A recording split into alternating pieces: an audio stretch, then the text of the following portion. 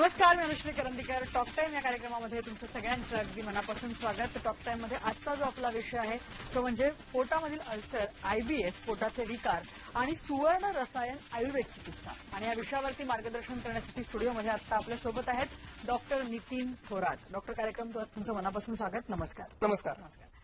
तर प्रेक्षक, आजचा जो आपला विषय आहे तो पोटाच्या विकारासंदर्भातला आहे. आयबीएस म्हणजे नेमकं काय, पोटामधील अल्सर म्हणजे नेमकं काय आणि एकूणच सुवर्ण रसायन आयुर्वेद चिकित्सा म्हणजे नेमकं काय आहे, या अनुषंगाने आज आपल्याला डॉक्टर मार्गदर्शन करणार आहेत. त्याआधी आपण डॉक्टरांची थोडक्यात ओळख करून घेऊया. आपल्यासोबत आहेत डॉक्टर नितीन थोरात.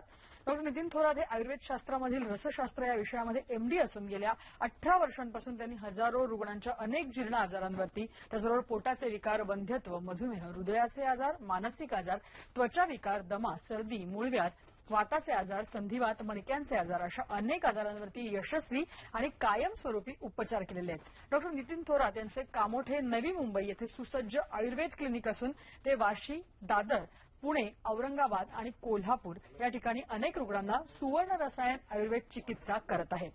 तर पोटामधील अल्सर, आयबीएस, पोटाचे इतर सगळे विकार आणि सुवर्ण रसायन आयुर्वेद चिकित्सा हे संपूर्ण अनुषंगाने आज आपण डॉक्टरांकडून माहिती करून घेणार आहोत. आपण थेट डॉक्टरांकडे जाऊया आणि आजच्या विषयाला सुरुवात करूया. डॉक्टर, आपण जसं आज म्हणतोय की पोटाचे सगळे विकार, पोटाचे विकार हे अगदी लहान मुलांपासून मोठ्या माणसांपर्यंत सगळ्यांना कुठल्या ना कुठल्या तरी अवस्थेत होत असतात. ते कुठल्याही वेगळ्या प्रकारचे असू शकतात. अगदी पोटदुखीपासून जसं आज आपण म्हणतोय की आयबीएस असेल, अल्सर असेल या अनुषंगाने. तर मला तुम्हाला सगळ्यात प्रथम हे विचारायचं आहे की सुवर्ण रसायन आयुर्वेद चिकित्सा आपण म्हणतोय, तर एक्झॅक्टली ते काय आहे आणि मग ह्या पोटाच्या ह्या सगळ्या विकारांवरती त्याचं तुम्ही एक उपयोगी पडू शकेल अनुषंगाने काय काय नेमकं करता? सुवर्ण रसायन आयुर्वेद चिकित्सा ही आयुर्वेदातलीच एक डेव्हलप केलेलं किंवा नवीन नॅनो टेक्नॉलॉजीवरती आधारित असलेलं असं एक चिकित्सा पद्धती आहे. आयुर्वेदामध्ये पूर्वीपासून भस्मकल्पना आहे, रसौषधी आहेत, ह्यांचा पूर्वीपासून वापर सांगितलेला आहे. तो वेगवेगळ्या आजारांमध्ये खूप इफेक्टिव्हली त्याचा आपल्याला पाहायला मिळतं.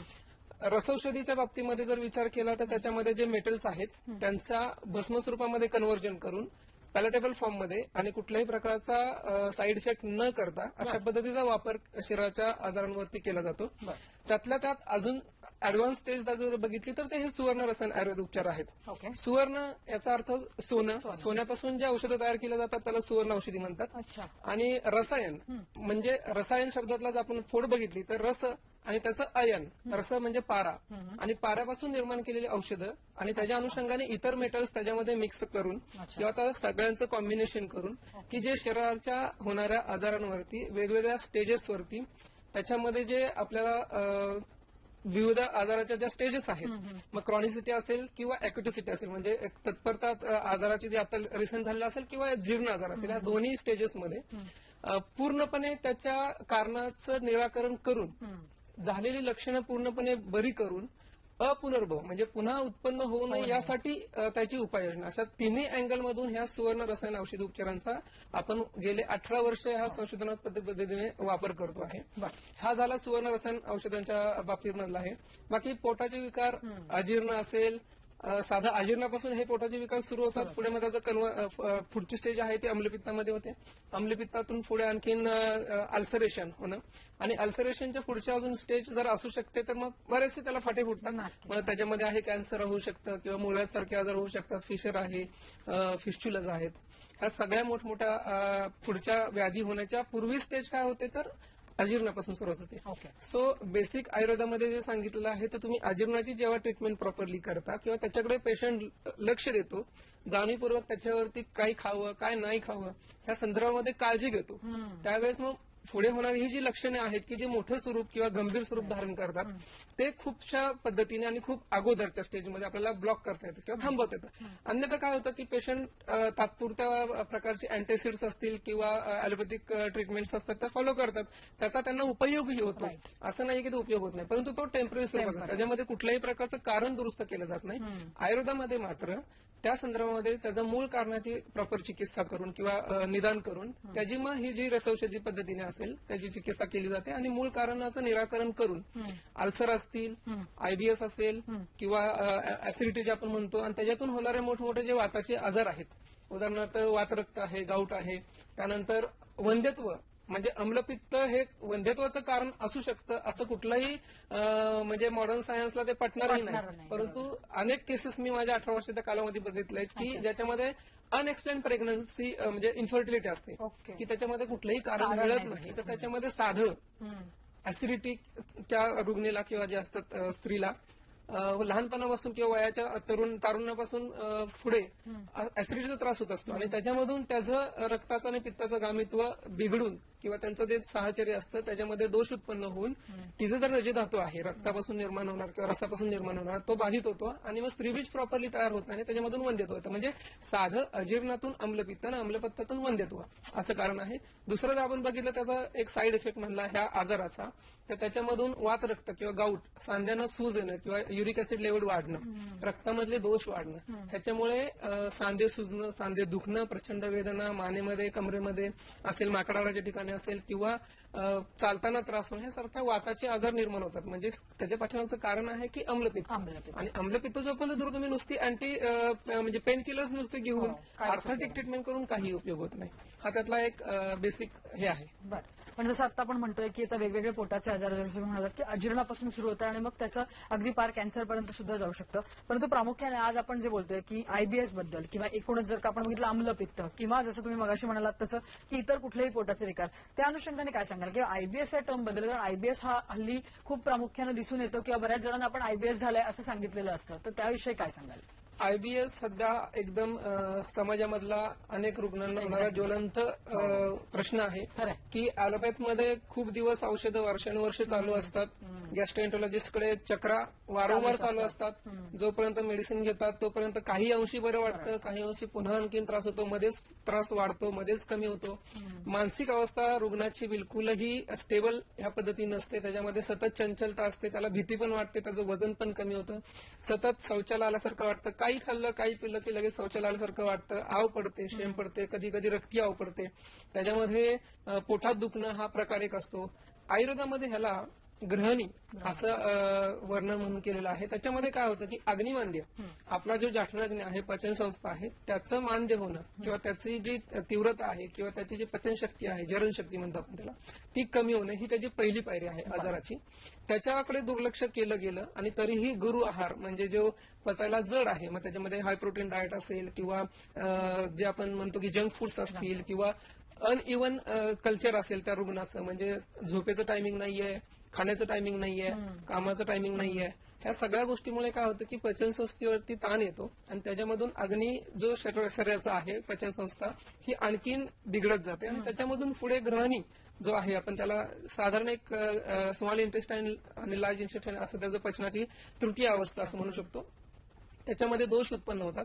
हा दोष उत्पन्न झाल्यानंतर जी पचनाच्या अवस्था ज्या आहेत, अवस्था पाक म्हणतो आपण, प्रथम अवस्था पाक, द्वितीय अवस्था पाक आणि तृतीय अवस्था पाक, ह्या तिन्ही अवस्था पाकामध्ये बिघाड निर्माण होतो. त्यामुळे खाल्लेली साधं अन्न सुद्धा आहे ते प्रॉपरली पचलं जात नाही आणि जे पुढे जी सिस्टीम आहे एक्सक्रिटरी सिस्टीम, ती प्रॉपर खाल्ल्यापासून सारभाग तयार होणं, त्यानंतर किट्ट भाग तयार होणं. सारभाग हा शरीराच्या पोषणासाठी वापरला जातो आणि किट्ट भाग हा शरीराच्या बाहेर उत्सर्जित केला जातो, मग मल, मूत्र आणि स्वेद म्हणजे घामावाटे. तर ह्या ज्या नॅचरल जे प्रोसिजर्स आहेत निसर्गाने लावून दिलेल्या शरीराच्या बाबतीमध्ये त्या प्रॉपरली फॉलो होत नाहीत.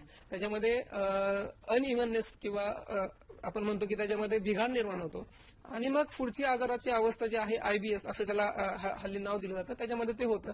पेशंट काय करतो, ह्या चक्रव्यूहामध्ये अडकत जातो आणि त्यामधून मग बरं व्हायचं असेल तर आयुर्वेदामध्ये हा सगळ्याचा सखोल विचार आहे आणि त्याच्यामध्ये पथ्यपानी ही संकल्पना सांभाळणे आणि सायमल्टेनियस त्याला ही जी सुवर्ण रसायन औषधे आहेत त्याच्यामध्ये आतड्यांना बळ दिलं जातं, घरणीची ट्रीटमेंट केली जाते, जठराग्नीची ट्रीटमेंट केली जाते, आहाराच्या बाबतीमध्ये काय करायचंय काय नाही हे सांगितलं जातं आणि त्याची मानसिक अवस्था ही नॉर्मलाइज राहावी, त्याच्या ज्या मानसिक अवस्थेचा ग्रहणीवर ते परिणाम होऊ नये, दुष्परिणाम आपण म्हणतो तर, आणि अशा पद्धतीने औषधांची रचना करून त्याचा आजार बरा करण्यासाठी औषधं दिली जातात.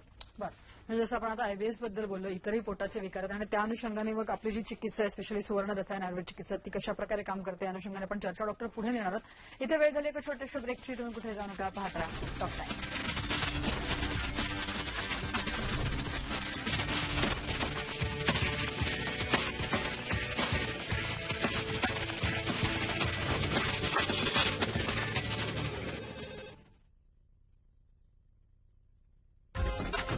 तुझे कितनी बारी कही है ड्राइडे के दिन दुकान ना खोला करे.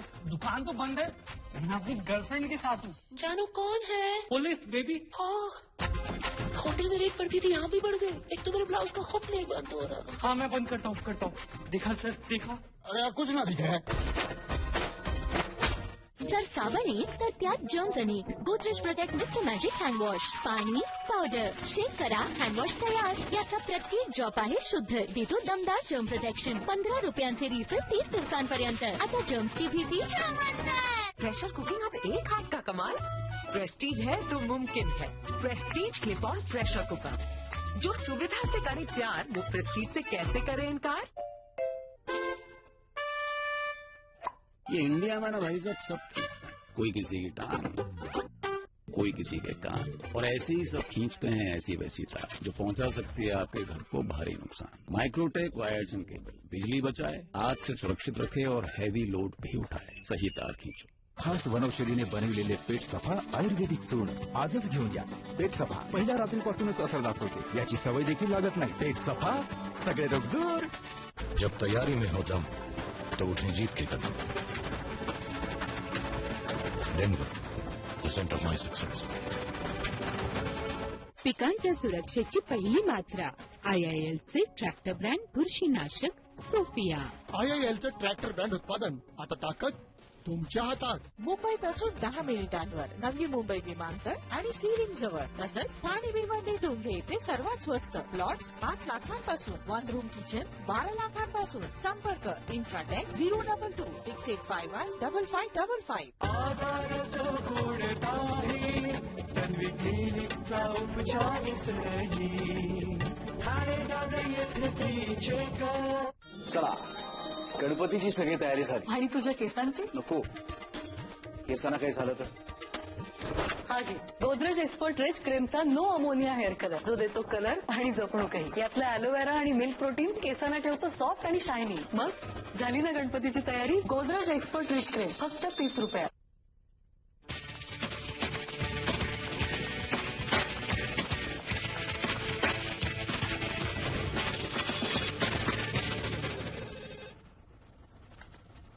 ब्रेकनंतर टॉक टाइम मध्ये तुमचं सगळ्यांचं पुन्हा एकदा स्वागत. आपण बोलतोय पोटाचे विकार आणि सुवर्ण रसायन आयुर्वेद चिकित्सा या विषयावरती आपल्याला मार्गदर्शन करतायत डॉक्टर नितीन थोरात.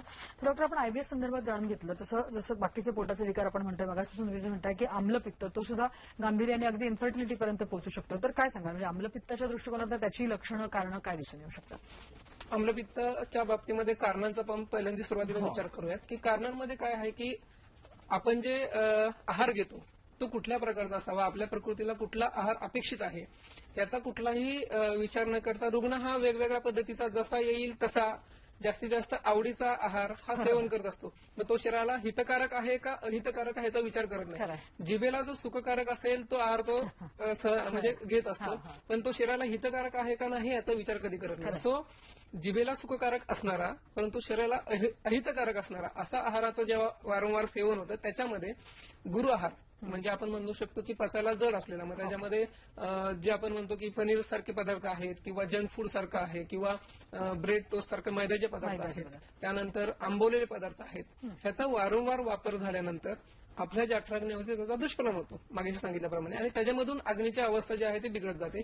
त्याच्यामधून खाल्लेले जे अन्न आहे ते शरीरामध्ये न पचता काही अंश त्याचा पचवला जातो, काही अंश तसाच पडून राहतो. तो पडलेला जो शरीरामध्ये अंश आहे तो कुजायला सुरुवात होते. आपण साधारण जनरली बघतो की एक कालची भाजी आहे आज सकाळपर्यंत ती विटलेली असते म्हणजे खराब झालेली असते. सो सेम प्रोसिजर आपल्या शरीरामध्ये होते आणि खाल्लेलं अन्न व्यवस्थित न पचल्यामुळे ते कुजायला सुरुवात होते. कुजायला सुरुवात झाली की आतमध्ये आम्ल निर्मिती होते, ऍसिडिक लेवल वाढायला सुरुवात होते ह्याच्यामध्ये आमाशयामध्ये. ती ऍसिडिक लेवल वाढलेली जी आहे किंवा ते कुजलेलं आहे त्याच्यापासून गॅसेस तयार होतात आणि मग माणसाला काय होतं की रुग्णाला साधारण फ्लोटिंग म्हणजे पोट जड येणं किंवा फुगल्यासारखं वाटणं, जडपणा वाटणं, आळस वाटणं, डोकं दुखणं किंवा पित्तासारखं म्हणजे कडू तोंड पडणं, आंबट तोंड पडणं ह्यासारखी साधी लक्षणं सुरुवात होतात. ह्याच्यावरती काय केलं जातं की अँटॅसिड आहे ते त्यासारखी तस्तम घेतली जातात. मग त्याच्यामध्ये काय होतं की त्यांना बरं वाटतं. आता मेन कारण काय आहे की अन्न पचवलं जात नाही, न पचवलं गेल्यामुळे त्याच्यामधून ते फर्मेंट होते ते म्हणजे कुजते. तर हे प्रोसिजर पुढे झाल्यानंतर त्याच्यामधून विषार तयार होतात. ही विषारा शरीरामध्ये जेव्हा अन्न पुढे सरकत असतं त्याच्यामध्ये आपल्या आमाशयामध्ये फसून पुढे कोलन्समध्ये म्हणजे अंतरामध्ये गेल्यानंतर त्याच्यामध्ये ब्लडचं जे सर्क्युलेशन असतं ते सर्वात जास्त असतं. त्याच्यामधून काय होतं की ते जे विषारा तयार झाले आहेत ते शरीरामध्ये रिऑब्सॉर्ब होतात. म्हणजे शरीरामधून ती खरं तर ही बाहेर जायला अपेक्षित आहे, परंतु ती रिऑब्सॉर्ब होतात. ती रिऑब्सॉर्ब झाल्यानंतर शरीरामध्ये रक्ताच्या माध्यमातून संपूर्ण शरीरामध्ये पसरली जातात आणि जिथे जिथे त्याला जागा मिळेल त्या ठिकाणी ती जी विषार आहे ती सॅच्युरेट होतात किंवा जमा होतात आणि मग त्याच्या अनुषंगाने वेगवेगळे आजार होतात. मग त्याला आपण कधी म्हणू शकतो, मागाशी मी सांगितल्याप्रमाणे की आम्लपित्तातून इन्फर्टिलिटी होते, आम्लपित्तातून गाऊट सारखा आजार होतो, आम्लपित्तातून अजून अल्सर सारखा आजार होतो, आम्लपित्तातून मूळव्याध सारखा आजार होतो, आम्लपित्तातून पुढे फिशर सारखा आवाज येतो म्हणजे आजार होतो. त्यानंतर फिस्ट्युला आहे, कॉन्स्टिपेशन आहे, कॉन्स्टिपेशन हे साधारण कारण आहे. त्यानंतर आतड्यांची जी पेरिस्टाल्टिक मुवमेंट आहे ती एकदम कमी होते, त्यामुळे अन्न हे पडून राहायला लागतं पुन्हा. आणि एकदा का आतड्यामध्ये अन्न पडलं की त्या ठिकाणी तिथलं जे पाणी आहे ते शरीरामध्ये पुन्हा शोषलं जातं की त्याला कडकपणा येतो, कॉन्स्टिपेशन होतं. म्हणजे नुसत्या एक साधा आम्लपित्त जर का हे बघितलं तर त्याच्यापासून हे सगळं पुढे कारणं पण असतात त्याची आणि ही त्याची लक्षणं पण होतात. प्लस आणखीन जर दुसरं कारण बघितलं त्याच्यामध्ये वेगवेगळ्या आजारांसाठी घेतली गेलेली औषधं आहेत, ॲलोपॅथिक असतील किंवा कुठलीही असतील, तसं त्याच्यामुळे शरीरातली उष्णता वाढते किंवा अति तिखट खाणं की त्याच्यामध्ये काय होतं की ऍसिडिक लेवल वाढली जाते किंवा वृक्ष कोरडा आहार खाणं हे पण आहे. म्हणजे भेळ खाणं, सतत फरसाण खाणं. हल्ली जर मुलं बघितली किंवा माणसं जर बघितली की संध्याकाळनंतर चहा बरोबर त्यांना फरसाण लागतं, चहा बरोबर त्यांना बिस्किट्स लागतात, चहा बरोबर त्यांना मैद्याचे पदार्थ म्हणजे ब्रेड बटर टोस्ट वगैरे लागतात. सो ह्या सगळ्या गोष्टीमुळे काय होते शरीरामधली वृक्षता वाढते, आतड्यांमधली जो स्निग्धपणा तो कमी होतो आणि मग ही सगळी लक्षणं मागाशी सांगितल्याप्रमाणे थोडी निर्माण होतात. नक्की. पण जसं आपण आता मागाशी म्हणालो तसं की तुम्ही आता इतके वर्ष याच्यावर संशोधन करून ही सुवर्ण रसायन आयुर्वेद चिकित्सा जी सगळी स्वतः हे केलेली आहे, तर ह्या सगळ्या पोटाच्या वेगवेगळ्या विकार आपण जे काही बोललो त्या व्यतिरिक्त सुद्धा पोटांचे अनेक विकार आहेत, तर त्या सगळ्यावरती ही चिकित्सा छान प्रकारे कशा प्रकारे उपयोगी ठरते मग? हो, ही नक्कीच सुवर्ण रसायन आयुर्वेद चिकित्सा पद्धती आहे. ही चिकित्सा पद्धती आहे. ही चिकित्सा हा पार्ट नंतर येतो. अगोदर पहिला पार्ट येतो तो म्हणजे रुग्ण माझ्याकडे आल्यानंतर त्याचं कारण मीमांसा म्हणजे आजाराची लक्षणं कुठली आहेत आणि त्या लक्षणांच्या पाठीमागे कारण काय आहेत. कारणाशिवाय कुठलंही कार्य होत नाही हा सृष्टीचा नियम आहे. सो नक्की कारण काय आहे, ते कारण ऍसिडिक लेवलचं आहे का अल्कलाइन लेवलचं आहे आणि त्याच्यानुसार मग त्याच्या पुढे जाऊन आणखीन त्याच्या दुष्परिणाम म्हणून काय आलेला आहे का कुठल्या आजाराचं अजून एक साईड इफेक्ट म्हणून हा अम्लपित्त आलेला आहे. सो बेसिकली काय होतं की कारण मीमांसा त्याची शोधली जाते आणि मग सुवर्ण रसायन औषध आहे. सुवर्ण रसायनामध्ये सुद्धा का एकच औषध सुवर्ण रसायन म्हणून नाहीये, त्याच्यामध्ये एक साधारण 450 प्रकारचे औषध आहे की वेगवेगळ्या आजारांच्या स्टेजेसवरती त्या आजाराचं मूल्यमापन करून कुठल्या स्टेजला कुठलं औषध वापरायचं ह्यानुसार ती सर्व औषधं डिझाईन केलेली आहेत आणि ती निर्मिती केलेली आहे. फक्त याच्यामध्ये काय होतं की इतर आयुर्वेदिक औषधांचा आणि सुवर्ण रसायन औषधांचा फरक काय आहे तर ह्याच्यामध्ये काय आहे की एक आपण त्याचं नॅनो टेक्नॉलॉजी म्हणजे बारीक सूक्ष्मांश कल्पना जी आहे त्याच्यामधली की सेल लेवलवरती जाऊन त्याचं ऍब्सॉर्प्शन आहे ते फास्टली होतं, त्यामुळे रिझल्ट येण्यासाठी लवकर रिझल्ट. म्हणजे आयुर्वेदामध्ये पहिल्यापासून लोकांची धारणा अशी आहे की आयुर्वेद म्हणजे आता मला खूप वर्ष दीड वर्ष औषधं घ्यावी लागणार आणि आता रिझल्ट कधी येतोय माहित नाही, असं अजिबात नाहीये. ही जी सुवर्ण रसायन आयुर्वेद चिकित्सा पद्धती आहे त्याच्यामध्ये हा जो दोष आहे हा त्याच्यामध्ये ओव्हरकम करून लवकरात लवकर रुग्णाला कसा रिझल्ट मिळेल ह्याच्या दृष्टिकोनातून संशोधन करून मग ती निर्माण केलेली आहे. नक्कीच. त्या दृष्टिकोनात ही सगळी जी चिकित्सा पद्धती पूर्णपणे युनिक आहे असं म्हणायला हरकत नाही, कारण रिझल्ट ओरिएंटेड आणि लवकर रिझल्ट येते हा सगळ्यात महत्वाचा भाग आहे. डॉक्टर, या अनुषंगाने चर्चा पुढे नेऊया आपण, परंतु इथे वेळ झाली एका छोट्याशा ब्रेकची. तुम्ही कुठे जाऊन का पाहत राहा टॉक टाइम.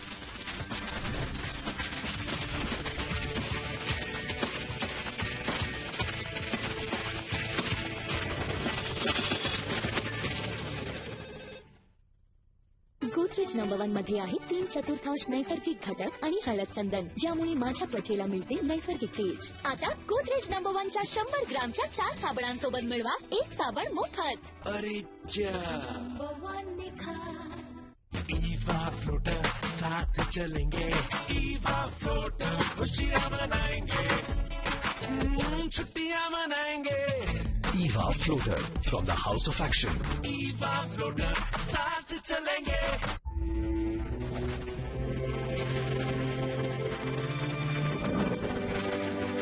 जब तैयारी में हो दम तो उठें जीत के Kadam. Denver, the center of my success.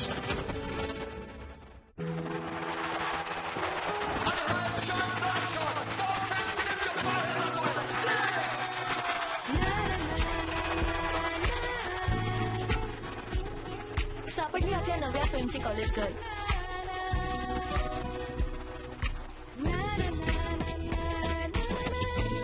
Actually आमच्या नव्या फिल्म मध्ये ती मम्मी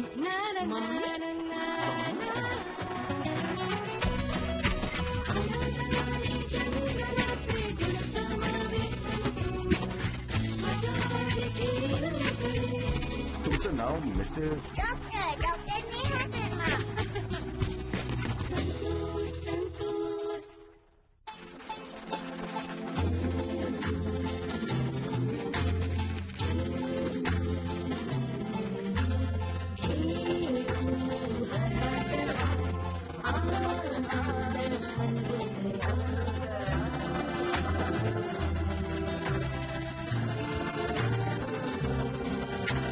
स्वप्ने होती पूर्ण आता झाली माया भरणी, संकटांना सारून मागे नवीन उभारणी.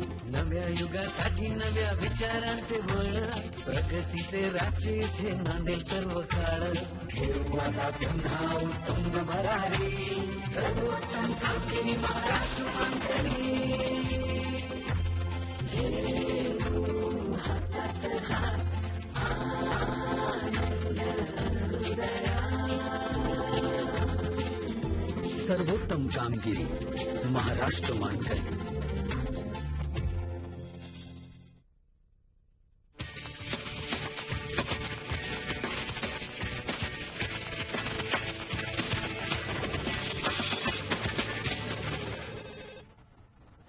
ब्रेकनंतर टॉक टाइम मध्ये तुमचं सगळ्यांचं पुन्हा एकदा स्वागत. आपण बोलतोय पोटाचे विकार आणि सुवर्ण रसायन आयुर्वेद चिकित्सा या विषयावर आपल्याला मार्गदर्शन करतात डॉक्टर नितीन थोरात.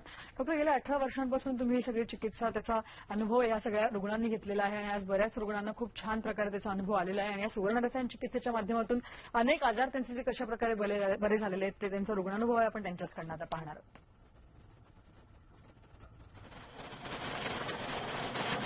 मी कल्पना पाटील. माझं वय आता 63 वर्ष. 59व्या वर्षी मला भयंकर त्रास व्हायला लागला.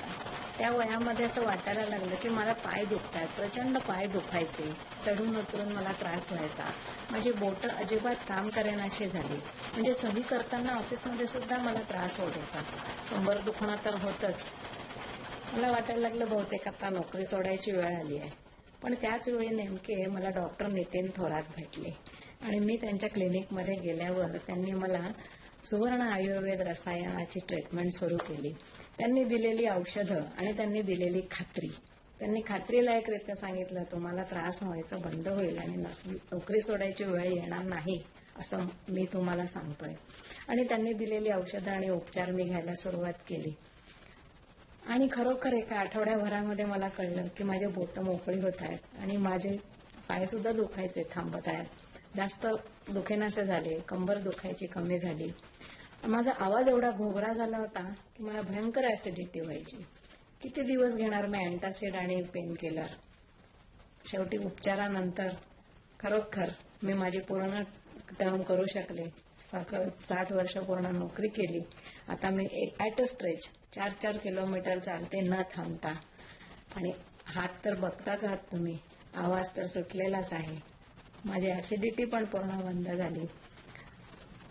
खरोखर डॉक्टर नितीन थोरातांचा विश्वास आणि त्यांचा आयुर्वेद या दोघांना माझा दंडवत. नमस्कार. आम्ही श्री व सौ दिरंगे राहणार अकलूज डॉक्टर श्री नितीन थोरात यांच्याकडे संतती प्राप्तीसाठी ट्रीटमेंट घेतली होती. त्यांची सुवर्ण रसायन आयुर्वेद उपचार घेतल्यानंतर आम्हाला खूपच चांगला अनुभव आला. खरं तर आम्हाला दोघांनाही ट्रीटमेंटची आवश्यकता होती. मला पीसीओडीसाठी आणि मला स्पर्म क्वालिटी इम्प्रुव्हमेंटसाठीची. डॉक्टरांनी उपचार चालू असताना उपचाराबरोबरच मानसिक आधार दिला व त्याचाच आम्हाला जास्तीत जास्त फायदा झाला. डॉक्टरांची अशा पद्धतीची रुग्णसेवा ती चालू राहो यासाठी आम्हाला दोघांकडूनही शुभेच्छा. धन्यवाद. मी प्रकाश दायंजे राहणार मानसेला. आम्ही बाळ होण्यासाठी डॉक्टर नितीन थोरात यांच्याकडे सुवर्ण रसायन आयुर्वेदिक उपचार घेतले. यापूर्वी आम्हा दोघांची रिपोर्ट नॉर्मल असूनही आम्हाला बाळ होण्यास प्रॉब्लेम येत होता, बाळ होत नव्हते. तर आम्ही डॉक्टरांच्या सल्ल्याने आयुर्वेदिक उपचार घेतले आणि अगदी 3 महिन्यातच आम्हाला फरक पडला आणि आता सध्या आमचं बाळ हे 1 महिन्याचं आहे. धन्यवाद. माझं नाव आशा खंडेराव वाकडे. मला पित्ताचा आणि ॲलर्जीच्या खोकल्याचा खूप त्रास होत होता मग मी बरेच डॉक्टर केले पण काही फरकच जाणवत नव्हता. मग मी या डॉक्टरांकडे आल्यानंतर मला आता 3-4 महिने झाले ट्रीटमेंट घेऊन मला पित्ताचा पण बराच त्रास कमी झाला, गांजणे केले कमी झालं, खोकल्याचा तर भरपूरच फरक पडलाय मला, खूप अनुभव आलाय मला. तर त्याच्याने मी आता माझे ट्रीटमेंट चालू आहे त्यांच्याकडे. जवळजवळ मला कमी झालाय खोकला आता, नाहीतर रात्री झोप पण येत नव्हती त्याच्यामुळे. तर डॉक्टर आपण बघितलं की अशा प्रकारे वेगवेगळे रुग्ण त्यांचे वेगवेगळे आजार, परंतु त्याच्यावरती आपण ही सुवर्ण रसायन चिकित्सा केली आणि खूप छान प्रकारे रिझल्ट त्यांच्याकडनंच आपल्याला ऐकायला मिळाले. म्हणजे ते खात्रीशीररित्या खूप छान प्रकारे बरे झाले हे नक्कीच आहे. परंतु मला तुम्हाला हेच विचारायचं आहे, आज आपण पोटाच्या विकारांविषयी बोललो, अनेक पोटाचे विकार त्याच्यावरती आपण बघितली ही चिकित्सा, परंतु हे आजार सोडून इतर कुठले कुठले आजार आहेत ज्याच्यावरती ही चिकित्सा लागू पडते? पोटाच्या विकारांबरोबरच वंध्यत्व आहे, आर्थरायटिक कंडिशन्स आहेत, त्याच्यामध्ये आंबवत आहे, रुमॅटॉइड आर्थरायटिस म्हणतो आपण त्याला, गाऊट मगाशी मी सांगितलं वातरक्त म्हणतात त्याला. त्यानंतर मणक्यांचे जे विकार आहेत, विकृती आहेत, त्याच्यामध्ये मस्क्युलर स्पाझम आहे, गादी सरकणे आहे मणक्यांमधली, त्यानंतर आणखी सांध्यांचे विकार आहेत, त्यामध्ये गुडघे दुखणं असेल, मानपाट कंबरदुखी असेल, त्यानंतर खोकला असेल, जीर्ण खोकला, टीबी सारखे आजार असतील, दमा असेल, जुनाट सर्दी असेल, त्याचप्रमाणे स्किनचे विकार आहेत, सोरियासिस असेल, एक्झिमा असेल, त्या सगळ्या विकारांवरती. त्यानंतर लिव्हरचे आजार आहेत, त्याच्यामध्ये लिव्हर सिरोसिस सारखे आजार असेल, कावीळ होणं असेल, स्प्लीनचे आजार आहेत की ज्याच्यामध्ये अॅनेमिक कंडिशन्स आहेत, रक्त कमी होणं शरीरातलं, त्यानंतर आहे ते किडनीचे विकार आहेत, त्याच्यामध्ये मग मुतखडे होणं, मुळव्याधीसारखे आजार होणं, त्याचप्रमाणे किडनी फेल्युअर ज्याच्यामध्ये आपलं सिरियम क्रिएटिन वगैरे पेशंटचं वाढलेलं असताना रुग्ण आत्तेयिक अवस्थेमध्ये जातो, मेंदूचे विकार आहेत, त्याचप्रमाणे जे आपण म्हणू शकतो लहान मुलांचे आजार असतील किंवा कुठल्या प्रकारे इम्युन सिस्टीम जी लहान मुलांची असते ती वाढवण्यासाठी असेल, वजन जास्त असेल तर कमी करण्यासाठी आणि वजन कमी असेल तर ते वाढवण्यासाठी, अशा वेगवेगळ्या रुग्णांच्या आजारासाठी ही सुवर्ण रसायन उपचार पद्धती आहे, ती चांगली फलश्रुती आणि फलदायी होते. नक्की. सर, आपला विषय खूप वेगळा आणि महत्वाचा आहे, तर त्या अनुषंगाने आज जाता जाता तुम्ही प्रेक्षकांना काय सल्ला द्याल नेमका? प्रेक्षकांना सल्ला हाच राहील की आपल्याला होता होईल तेवढा शक्यतो आयुर्वेदाची ट्रीटमेंट तुम्ही फॉलो करा. कुठल्याही जवळच्या वैद्यांकडे जाऊन तुम्ही तुमच्या लक्षणासाठी, आजाराच्या कुठल्याही लक्षणासाठी प्रथम जर तुम्ही म्हणत असाल तर आयुर्वेद फॉलो करा, कारण त्याच्यामुळे होणारे दुष्परिणाम जे आहेत आयुर्वेदिक औषधांचे असतील किंवा तुमच्या आजाराचे दुष्परिणाम असतील ते थांबवले जातील आणि त्याच्यातून दुसरा आजार निर्मित होणं हा जो प्रकार आहे तो पूर्णपणे थांबवला जाईल. त्यामुळे माझे एक सर्व आपल्या समाजाला एक साधारण सजेशन असेल की होता होईल तेवढं लहान मुलांपासून ते अगदी वृद्ध वयस्क माणसांपर्यंत तुम्ही आयुर्वेद फॉलो करा आणि हेच आपल्यासाठी खूप चांगलं फलदायी, यशदायी आणि आरोग्यदायी असेल. नक्की. आयुर्वेदाची कास जरा मला वाटतं असं तुम्ही सांगितलं आहे आणि मला तर त्या अनुषंगाने जसं तुम्ही म्हणताय की सुवर्ण रसायन आयुर्वेद चिकित्सा हा एक वेगळा प्रकार आहे त्यामधला, त्या अनुषंगाने आज आपण सगळं मार्गदर्शन इथे येऊन केलं आणि प्रेक्षकांना एवढे छान सल्ले दिलेत त्याबद्दल धन्यवाद. नमस्कार. या विषयासह टॉक टाइम या कार्यक्रमामध्ये आता आम्ही इथेच थांबतोय. ताज्या घडामोडींसाठी तुम्ही पाहत राहा न्यूज 18.